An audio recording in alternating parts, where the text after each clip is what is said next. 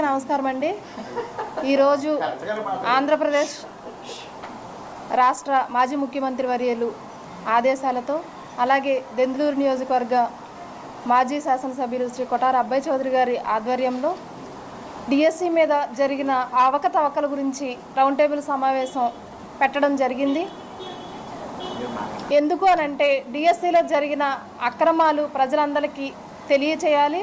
అలాగే దీని మీద విచారణ జరిపించి సిబిఐ ఎంక్వైరీ వేసి విచారణ జరిపించాలని మేము అందరం కూడా డిమాండ్ చేస్తున్నాం.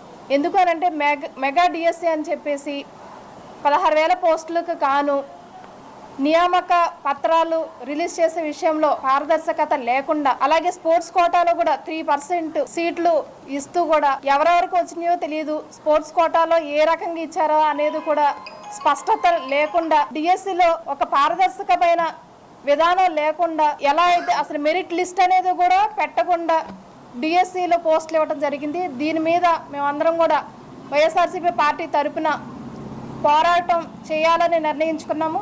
ఎందుకనంటే మెరిట్ లిస్టు పెట్టకపోవడం వల్ల ఏమవుతుందంటే కష్టపడి చదివిన వాళ్ళకి, కష్టపడి మార్కులు సంపాదించుకున్న వాళ్ళకి, తెలివితేటలు ఉన్న వాళ్ళకి అన్యాయం జరుగుతుంది. కాబట్టి డిఎస్సిలో ఎవరికైతే అన్యాయం జరిగిందో వాళ్ళందరికీ కూడా న్యాయం జరిపించాలని మేమందరం కూడా పోరాటం చేయడం జరుగుతుంది. కాబట్టి ఈ పోరాటంలో అందరూ కూడా స్పందించి మీరందరూ కూడా ఈ పోరాటంలో తోడుగా ఉండాలని వైఎస్ఆర్సీపీ పార్టీ తరఫున కోరుతూ, అలాగే సిబిఐ ఎంక్వైరీ వేసి ఎలా జరిగిందో ఈ అక్రమాలన్నింటినీ బయట పెట్టాల్సిందిగా కోరుకుంటున్నాం. ఈ అవకాశం ఇచ్చిన అందరికీ ధన్యవాదాలు.